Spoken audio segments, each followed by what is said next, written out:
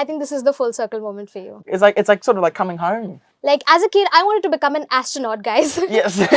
I was actually interested in becoming an actor when I was younger. Ooh. Make me feel some kind of way, yeah. I'm literally mind blown. I literally have goosebumps. Oh my God. Dad actually came, he gave me a big hug. He's like, what did you just do? What did you just do? I was like, what? Marshall Hamburger, the winner of Australian Idol.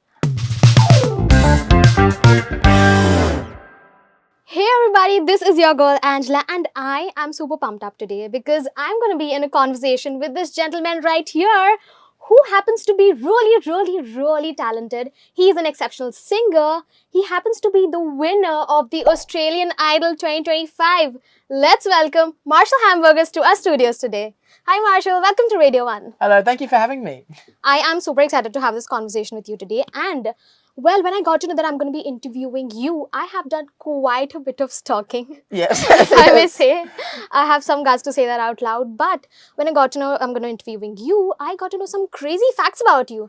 So you have lived in Mumbai for 4 years? Yes, when I was a baby. So, Wow. So my parents both worked at I think they worked sort of near the Marriott in Mumbai here, and so they used to do a gig in the hotel, sort of 6 nights a week.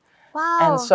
And so I lived with them sort of in the same hotel, just like sort of I was just a baby. Just a baby. I was just a baby.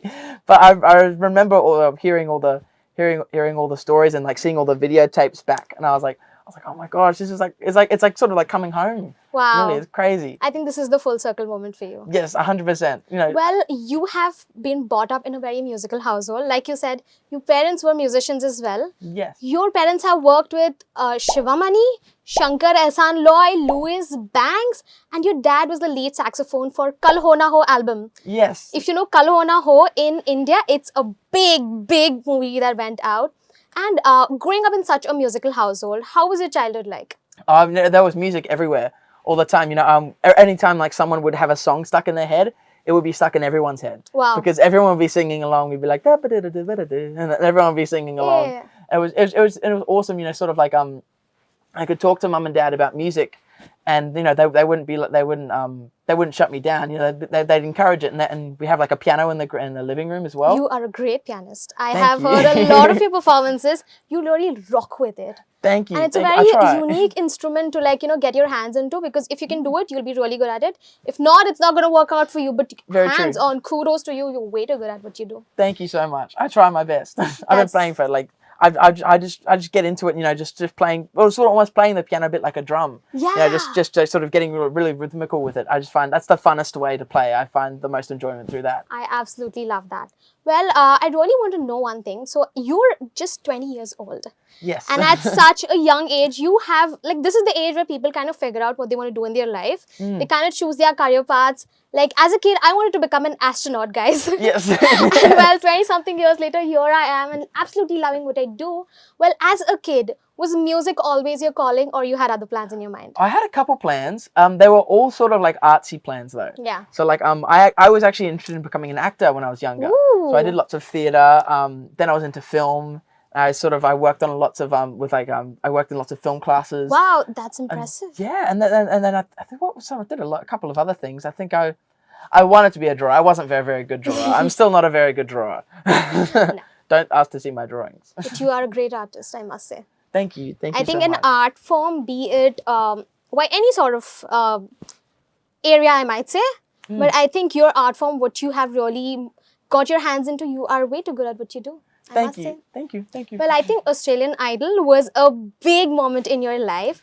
I would really love to know how that had come into the picture. What was the backstory back then? Well, I was sort of I was doing lots of gigs around Australia, and so I was sort of around where I live, which was just the Sunshine Coast, the Noosa town. Oh wow! And so I was doing lots of gigs around, and I was like, I wonder what I'm going to do next year. I was thinking either university, and then or maybe just keep gigging. And then I was watching Australian Idol in 2024, and I was having a watch, and there was someone from Sunny Coast who was also on it. Oh, inspiration struck right Inspiration there. struck, and I was like, I wonder if I have a shot at this.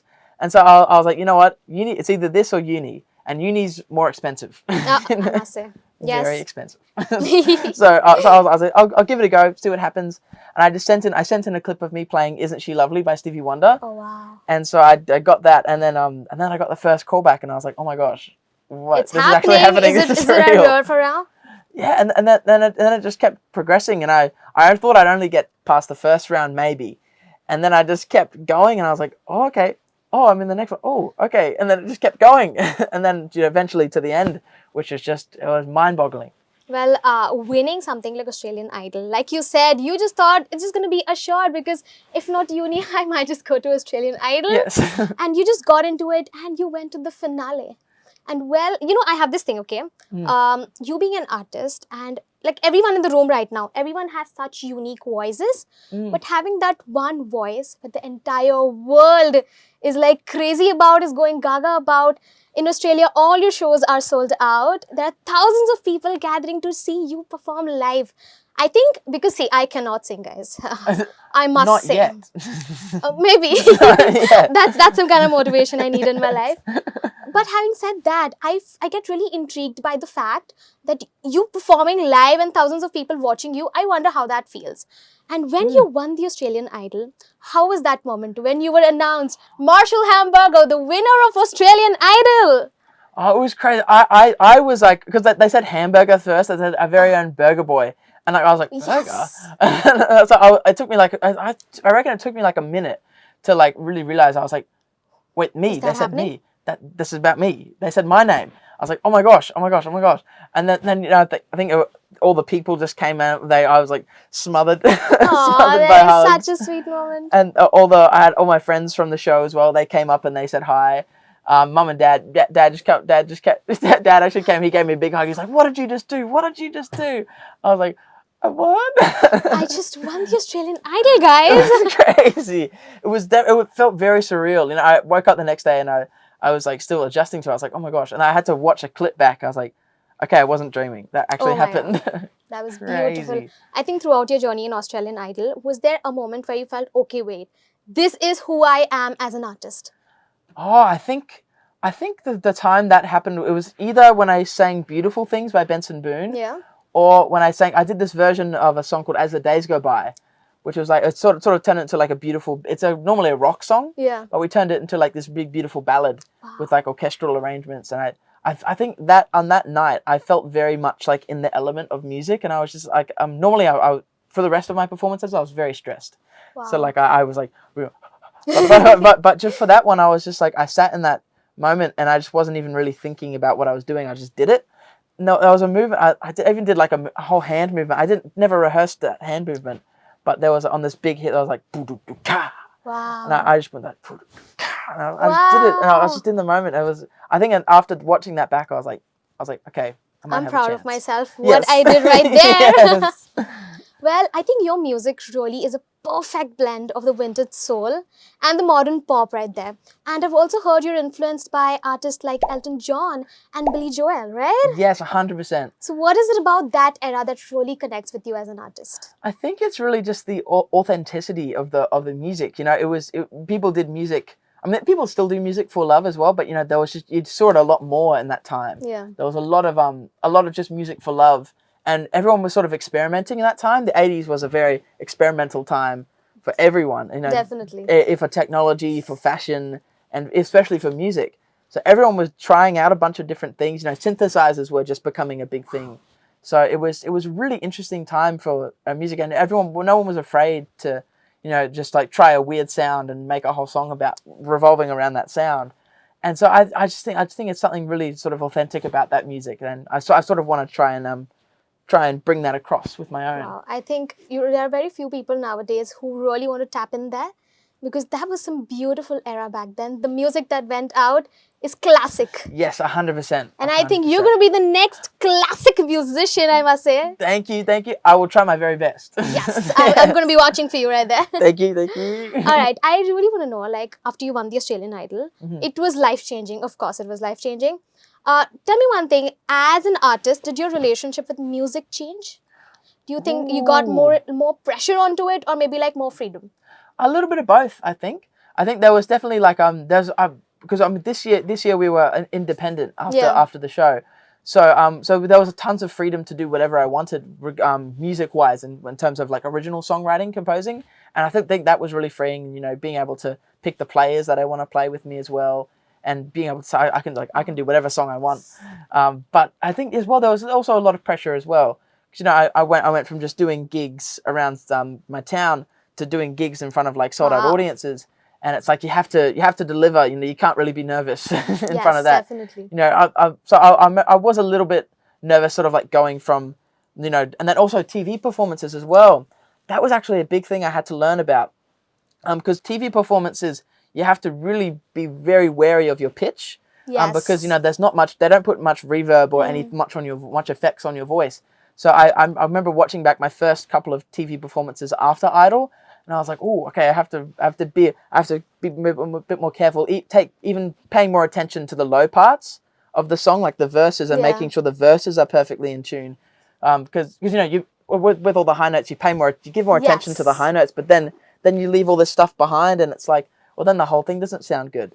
So yeah, I remember sort of having to sort of pay more attention to that. Learning every single day with music. 100%. Still I learning. think definitely. Life is always about learning new things, right? It is all the time. All the You know, time. I have this. Maybe I'm just gonna crack a really bad joke. But you know, a lot of people say that whenever you learn a new thing, your brain grows a little in your size.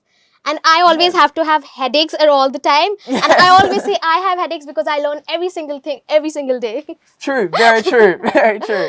All right, so I have heard that your new debut album is about to come out in, I think, the next few months of 2026. Yes, sort of like mid early 2026 is the plan. And what we are really intrigued of is we've also heard you are going to do some crazy collaboration with one of the biggest artists in the country. Yes, well, Hit me up with some dates on that. Well, that's the plan. We're having some meetings sort of this week and sort of like early next week as well. We're sort of planning to talk to Shankar Shivamani as well, his son. And we're planning to have a meeting with Shivamani as well, just to touch base and see what we can do together and sort of pitch some ideas to them as well. I think the plan is to have a sort of song like a Desert Rose Sting sort of vibe, where it's that fusion of the incredible like scales, the scales, and also the Western influences as well in the verses, and sort of combining the two like a fusion really. Well, you have spent your starting few years in the country, in India itself, and now you're back in India for your very first international tour after winning the Australian Idol. So do you see yourself kind of blending the Indian musical elements with your future work? 100%. I mean, I love one of my favorite things about Indian music that I've had a look at. I had a big deep dive before I came here. I love the rhythm. The rhythm is incredible. You know, I love my favorite thing in music has always been groove and rhythm. Yes. So I remember sort of having a look at like A.R. Rahmani's work and Shankar's work as well. Yes. And having a look at that, and just the rhythm is incredible. It's just like the percussion and bass lines as well are just superb. It just instantly puts you in the great mood, right? 100%. It always puts you in a great mood. So I want to take a bit of that into my own music in the future and sort of combine that with what I like to do as well. So we are surely looking up for it. Yeah, I am super excited for your music coming out. Maybe with a little bit of Indian pop right there as well. It's going to go so well. Wow, I'm literally imagining it right now. It's going to be so good. Yes, that's the plan. Yes!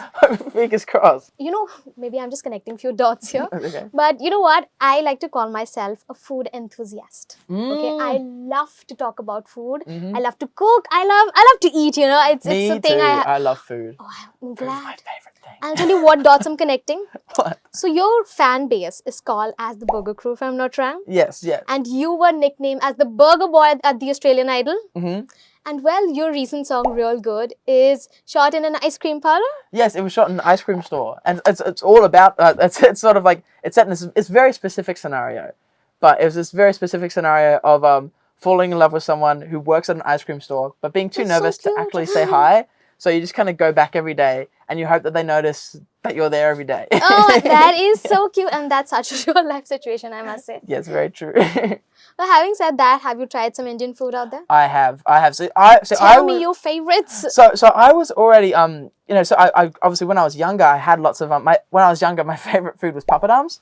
And so I've had lots of Indian food just over in Australia, but actually coming here and having some authentic Indian food, well, I had the best breakfast this morning. What was it? So I had lots of curry. I think I had chickpea curry. I had lots It's of chole. chole. Chole bhature? Yes, that was Oh it. my God. I was Distraction.